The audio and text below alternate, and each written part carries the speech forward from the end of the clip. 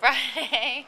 It's Friday, and we just got back from the PSA port tour, which was pretty informative. And so we're going to try to capture some thoughts about that visit today, and maybe drawing some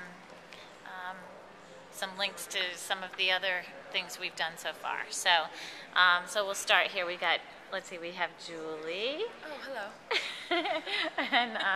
and Jason, who's reading his PSA thing. Zach, how's it going? Good. And Megan. Oh, hi. Oh, hi. Very good. Carl. Welcome. And Jean. Hello. Hello. All right. So, so who's got some thoughts about what we did today, or what we've seen at any point, really? So, who'd like to begin? I will. Well, I was just amazed at the information technology, how complex it was at the Port Authority, or Port, yeah, that's what it's called, right? Yeah. PSA. They developed it all in-house, which is amazing, and they have like 130 million transactions a year, and they back it up, and it's very secure, and I was just really amazed because you learn about in your classes about what small companies do, and it compares nothing to what they do, so it was really cool to see that in real life. Excellent. Jason, do you have anything to add to that? Well, I just think today augmented some of the other things that we've been talking about on this trip that relate to supply chain management, whether it be at Lenovo with Jerry Smith, or today transporting all the goods in and out of the port. It's very applicable to supply chain management, and I think that being able to see some of the concepts that we learned about in class actually happening in the real world here in Singapore especially is a really interesting perspective to gain, and it's good to know that supply chain management matters. There you go. Zach, we're a pretty cross-functional group here, aren't we? What are your thoughts? Because you're the finance guy, right? Yeah, I don't really have any thoughts about finance. The most interesting part of these trips for me has been like to see the cultural differences. That's been the coolest part for me. Like, you know, it's very different laws here than they are in the United States.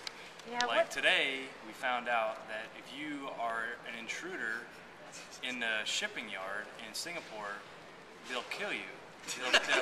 They'll shoot you right away, no questions asked. So that was pretty interesting. Yeah, so that's just one example. Now, what was the name? Do you remember the name of the holding corporation for PSA? No. Something with a T, Yeah, right? It was an investment corporation that's owned by the government.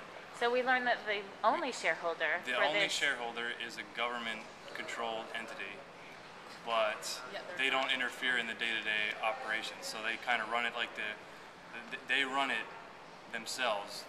They are the managers, but they are owned technically by the government. And we actually heard at some point in time too about this company in another one of our visits. Do you guys remember which one it was?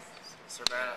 In It's Surbana. also owned by the same holding company, Temasek Holdings. But you remember it? They own a lot of the commercial happenings here in Singapore, especially the key important things such as the Surbana, which controls most of the housing on the island. Right. 85% of all people here live in public housing provided by them, and the port, which is the lifeblood of this country. Right. Okay, we'll move on to Megan. Any thoughts about some of the things you've seen? I was going to agree a lot with Zach on the cultural differences, and especially like the differences between just the people that we've met. And one of the things that I especially found interesting was like the key performance indicators, like today, like just like talking about like safety and I forget what the other aspects of the Relationships. Oh yeah, the relationships with the union that they have. Yeah. And I think back to like when we met with Jerry Smith, and it was like there was not really talk of like safety and like production or anything like that. It was more about like the bottom line and like making the supply chain move as efficiently as possible at no cost or Right. really no care towards the workers. And today that was something that he brought up, and I think that just shows the differences between the different individuals we met in the different cultures. Good, good. All right, Carl, what would you like to add to this I found it discussion? very interesting how a lot of the companies here that work in infrastructure and trade and every other business sector are owned by the government and still run, at least from the outside, appear to be running efficiently. Yeah. Which really contrasts to how a lot of people in the U.S. view companies and the free market, and sort of like, oh, government bad, stay away.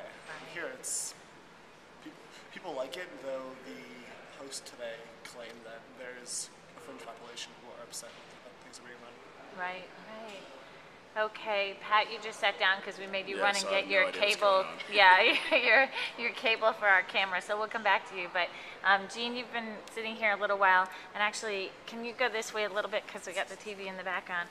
Jean, do you have some thoughts about some of the things that you've seen or heard about from a, again, overall learning perspective? I suppose I could just go off what Carl said, just really government involvement. I think in the U.S. We're taught that capitalism is better. The private sector can do it more efficiently, Sure. and there's definitely cases where in the United States, the private sector, they do a job, they can get it done within a year. Well, if you have the government do it, they can maybe get it done in 5 years. Sure. But here, I think government runs more efficiently. Like people approve of government involvement, but in the U.S., it's frowned upon. Nobody wants. Right. I think here it's there's not that the government is involved. People wonder how much they should get involved. While in the U.S., people are always asking if the government should be involved in anything at all. Right. Good.